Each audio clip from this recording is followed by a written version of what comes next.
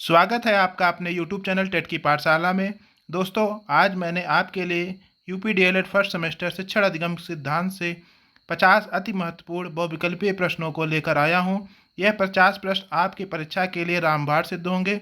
इन 50 प्रश्नों से आपके लिए 15 प्रश्न अति आवश्यक रूप से आपके परीक्षा में पूछे जाएंगे।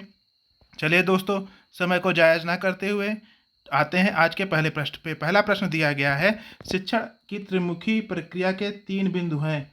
मैं ऑप्शन को ना पढ़ते हुए आपके सामने ऑप्शन दिया गया है, कृपया जल्दी जल्दी से पढ़ें और ऑप्शन को चूज करें। तो इस प्रश्न का सही उत्तर होगा ऑप्शन संख्या 1। शिक्षण अधिगम के 3 बिंदु होते हैं, शिक्षक, शिक्षार्थी एवं पाठ्यक्रम। अब आते हैं प्रश्न संख्या 2 पर। प्रश्न संख्या 2 है कि शिक्षण में कितने तत्वों का होना आवश्यक है। हम ऑप्शन को ना पढ़ते हुए जल्दी से आप इसका आंसर बताइए, जो कि आपके लिए बहुत ही महत्वपूर्ण है। यह प्रश्न आपकी परीक्षा में बहुत बार पूछा जा चुका है। तो इस प्रश्न का सही उत्तर क्या होगा? शिक्षण के कितने तत्व होते हैं? ऑप्शन संख्या फर्स्ट मतलब 3 होते हैं। अब आते हैं प्रश्न संख्या 3 पर। संप्रेषण के कितने घटक होते हैं? अब आप इसका आंसर बताइए। इसका आंसर होगा ऑप्शन संख्या 2 मतलब कि 3 घटक होते हैं। अब आते हैं अगले प्रश्न पर।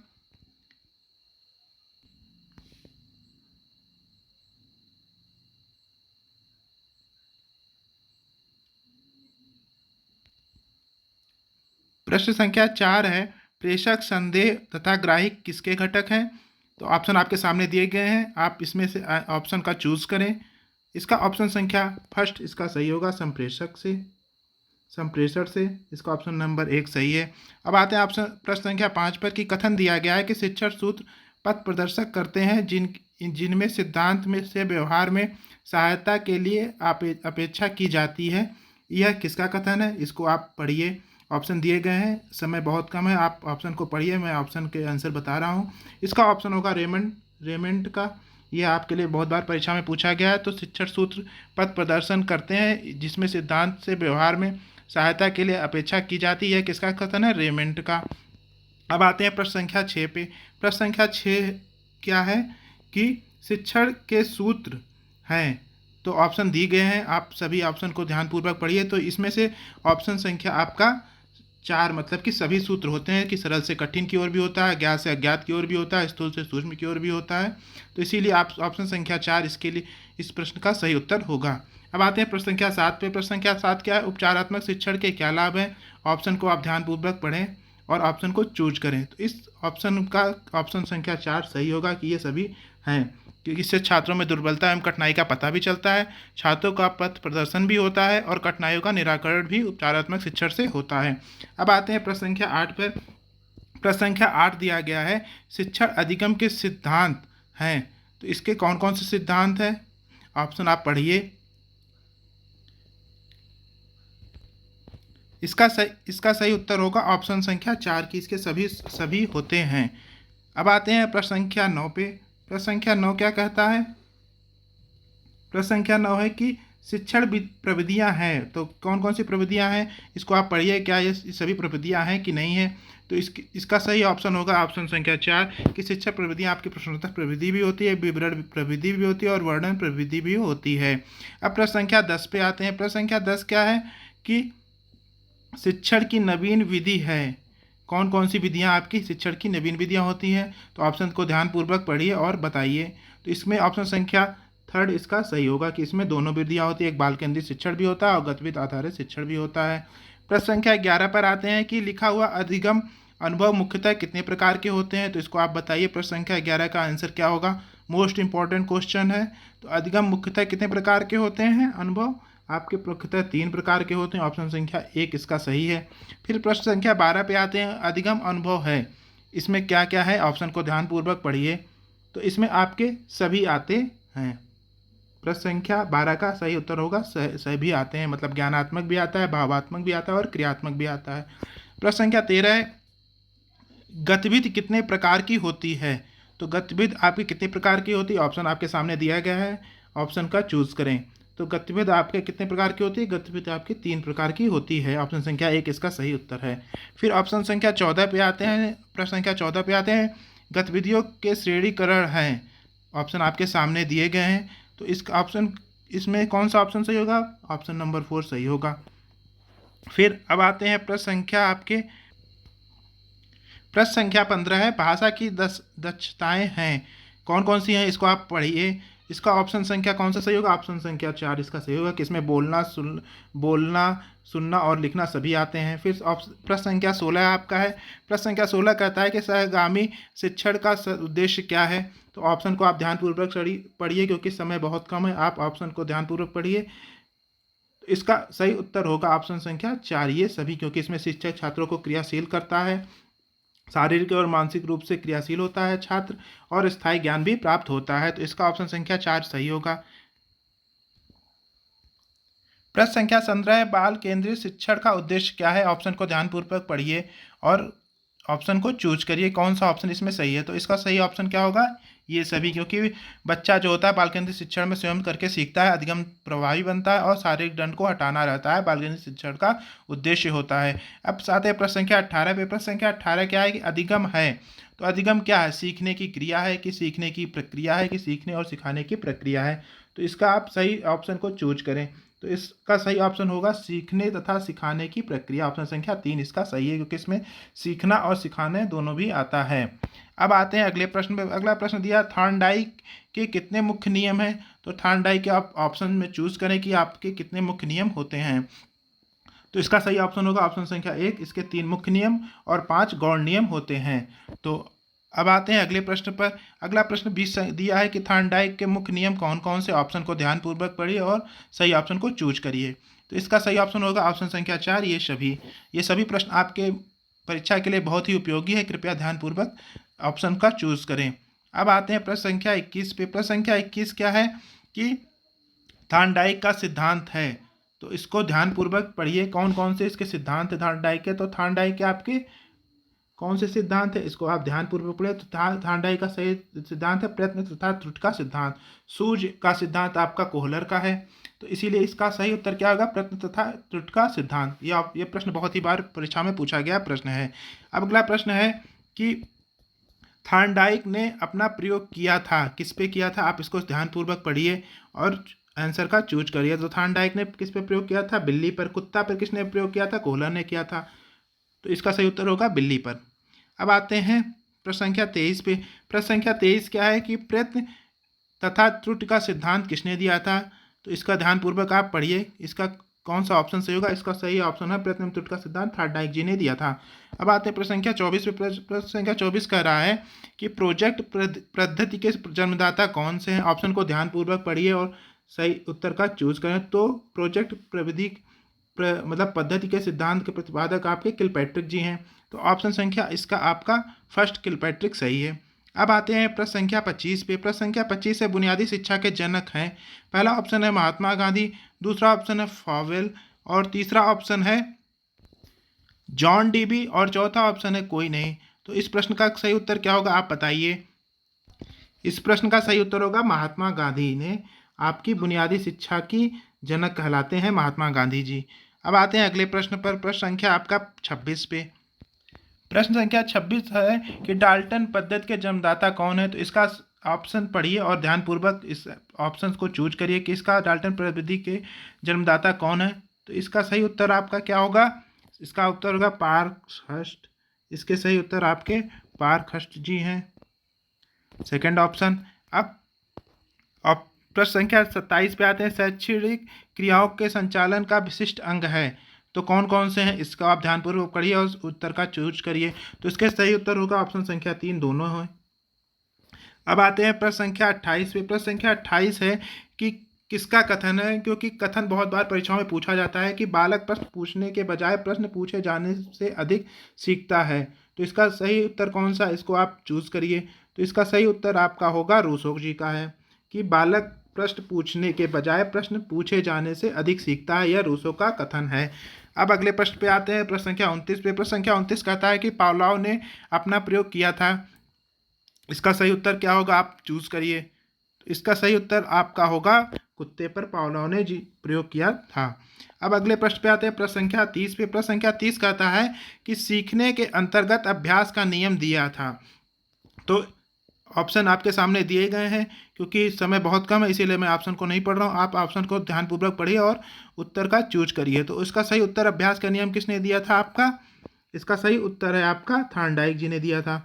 अब अगले प्रश्न पर आते हैं, प्रश्न संख्या 31 पे। प्रश्न संख्या 31 कहता है कि प्रश्न संख्या 31 है कि किस शिक्षण सूत्र के द्वारा वस्तु या संदर्भ की जानकारी सूक्ष्मता की ओर दी जाती है? ऑप्शन आपके सामने दिए गए हैं, बहुत बार यह प्रश्न पूछा गया है आपकी परीक्षा में। इसका सही उत्तर आप चूज करें। तो इसका सही उत्तर है स्थूल से सूक्ष्म की ओर। ऑप्शन संख्या 3 इसका सही है। फिर आते हैं प्रश्न संख्या 32 पे। प्रश्न संख्या 32 कह रहा है कि उपचारात्मक शिक्षण है। तो उपचारात्मक शिक्षण क्या है, आप इसे ध्यानपूर्वक पढ़ें और उत्तर का चूज करें। तो प्रश्न संख्या 32 का सही उत्तर है शैक्षिक रूप से पिछड़े बालकों के लिए उपचारात्मक शिक्षण का प्रयोग किया जाता है। तो ऑप्शन संख्या 1 इसका लिए सही है कि उपचारात्मक शिक्षण किसके लिए दिया जाता है? शैक्षिक रूप से पिछड़े बालकों के लिए उपचारात्मक शिक्षण दिया जाता है। अब आते हैं प्रश्न संख्या आपके 33 पे। प्रश्न संख्या 33 कहता है कि दूरस्थ वस्तुओं के विषय में विचार करना कहलाता है। तो ऑप्शन आपके सामने दिए गए हैं, ऑप्शन को ध्यानपूर्वक पढ़िए और बताइए कि कौन सा ऑप्शन आपके सामने ऑप्शन दे दिए गए। अब इसमें से बताइए कौन सा ऑप्शन सही है। तो दूरस्थ वस्तुओं के विषय में विचार करना कहलाता है आपका कल्पना। ऑप्शन संख्या इसका 1 सही है, कल्पना इसका सही ऑप्शन है। अब आते हैं अगले प्रश्न पर। प्रश्न संख्या आपका हो गया 34। प्रश्न संख्या 34 है, यदि एक व्यक्ति दूसरे व्यक्ति को सूचना या जानकारी देता है और दूसरा व्यक्ति उसे समझ लेता है तो वह कहलाता है। ऑप्शन को ध्यानपूर्वक पढ़िए और ऑप्शन का चूज करिए। तो इसका सही उत्तर होगा आपका संप्रेषण। कि इसका एक व्यक्ति दूसरे व्यक्ति को सूचना जानकारी देता है तथा दूसरा व्यक्ति भी उसे समझ ले तो उसे क्या कहते हैं हम लोग? संप्रेषण। संप्रेषण टॉपिक बहुत ही इंपॉर्टेंट है, बहुत बारी परीक्षाओं में पूछा गया है।